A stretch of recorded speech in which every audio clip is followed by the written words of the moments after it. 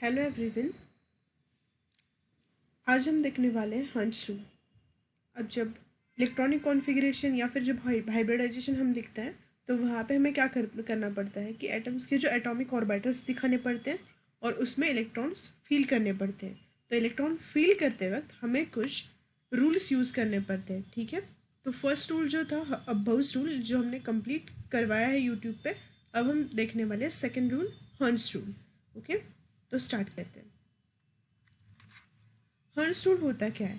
तो सबसे पहले हमें ये पता होना चाहिए कि एक सिंपल शॉर्ट स्टेटमेंट है, electrons are first filled singly then pairing takes place. अब पहले मैं एक स्टोरी बताती हूँ और उसके बाद हम रूल देखेंगे। देखो, अगर अगर मेरे घर में 3 बच्चे हैं, ए बी एंड सी, ठीक। और ऑफिस से आते वक्त मैं अगर 5 चॉकलेट लेकर आऊँ, अगर मैंने 5 चॉकलेट्स खरीदे हैं, ठीक है।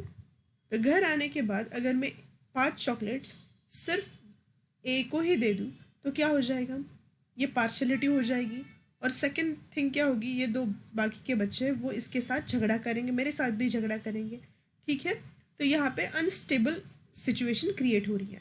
तो मैं क्या करूँगी, ए बी सी 3 बच्चे हैं, तो मेरे पास 5 चॉकलेट है, तो सबसे पहले मैं क्या करूँगी, हर एक को एक एक चॉकलेट दूंगी, ठीक है। और रिमेनिंग जो 2 चॉकलेट्स है उसको वैसे ही रखूँगी और फिर और एक चॉकलेट लाकर तीनों में इक्वली बांट दूंगी, ठीक है।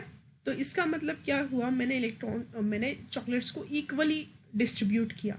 तो हंस रूल भी यही बताता है कि सबसे पहले आपको क्या करना है, अगर आपके पास जितने भी ऑर्बिटल है, अगर इक्वल एनर्जी के ऑर्बिटल्स हैं तो आपको पहले एक एक इलेक्ट्रॉन उसमें फील करना है, और जब हर एक ऑर्बिटल में एक एक इलेक्ट्रॉन हो जाए तब भी आपको पेयरिंग करवानी है। लेकिन ये किस केस में, अगर सिमिलर एस ऑर्बिटल है पी डी और एफ, तो अगर पी के है तो सबसे पहले एक एक इलेक्ट्रॉन दे दो और फिर पेयरिंग कर सकते हो आप। ओके, तो अब देखते हैं रूल। ये रहा उसका स्टेटमेंट क्या बताया जो मैंने पहले बताया, pairing of electrons in atomic orbitals of a different subshell takes place when all the possible atomic orbital contain single electron. ठीक है, तो वही है कि सबसे पहले इलेक्ट्रॉन को सिंगली फील करना है, उसके बाद पेयरिंग करवानी है, ठीक। तो अब देखते हैं एग्जाम्पल। देखो, एस ऑर्बिटल है, इसकी कैपेसिटी 2 होती है। तो पहले हम क्या करते हैं, पहले इलेक्ट्रॉन ऐसे फील करेंगे। अब एक ही एस ऑर्बिटल है तब पेयरिंग कर सकते हैं। पी ऑर्बिटल देख लो, अगर मुझे P3 लिखना है, 1 2 और 3 है, तो मुझे 1 2 और 3 ये सही है, क्योंकि हर एक ऑर्बिटल में एक एक इलेक्ट्रॉन। अब ऐसा क्यों? बिकॉज ये Px है, ये Py है और ये Pz है। These are equal energy orbital, उसी को बोलते हैं डीजेनरेट ऑर्बिटल्स। ये कौन से ऑर्बिटल हैं? डीजेनरेट ऑर्बिटल्स, मतलब तीनों की एनर्जी क्या है? इक्वल। तो यहाँ पे हमें क्या करना है, हर एक ऑर्बिटल में एक एक इलेक्ट्रॉन फील करना है, ठीक है। अगर मैं ऐसे दिखाऊंगी 1 2 एंड 3 तो ये गलत हो जाएगा, यहाँ पे पार्शलिटी हो रही है, ठीक है। अब देखते हैं आगे। अगर मुझे P6 दिखाना है तो मैं यहाँ पे इस तरीके से दिखाऊंगी 1 2 3 4 5 6, ये गलत हो रहा है, ठीक है। गलत क्यों? क्योंकि मैंने यहाँ पे 1 2 3 4 5 और 6 ये इस तरीके से फील किया है, ये गलत है। कैसे फील करना है इलेक्ट्रॉन, लिखते वक्त देखो डिफरेंस समझ में आ रहा है। यहाँ पे 1, यहाँ पे 2, यहाँ पे 3, अब पेयरिंग होगी 4 5 और यहाँ पे 6, ये करेक्ट है, ठीक। अगर ऐसे ही लिखोगे कुछ समझ में नहीं आएगा पेयरिंग कब की, लेकिन ये सीक्वेंस है।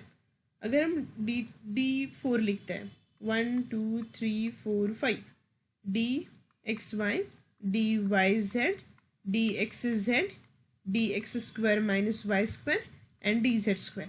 तो यहाँ पे 1 2 3 and 4, this is correct feeling of electrons in orbital. Okay, तो इस तरीके से इलेक्ट्रॉन्स फील किए जाते हैं।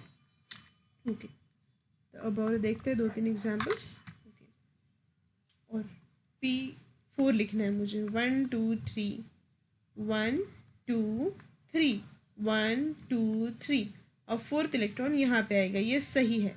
अगर आप ऐसे फील करोगे 1 2 3 एंड 4 1 2 3 4, तो ये गलत है, क्योंकि यहाँ पे आपने हर एक ऑर्बिटल में एक एटलीस्ट एक एक इलेक्ट्रॉन होना चाहिए, वो रूल को आपने फॉलो नहीं किया है, ठीक है। तो इस तरीके से ये रूल क्या बताता है, हमें सबसे पहले हर एक ऑर्बिटल में सिंगल सिंगल इलेक्ट्रॉन देना है, फिर से ही क्या करनी है, पेयरिंग करनी है।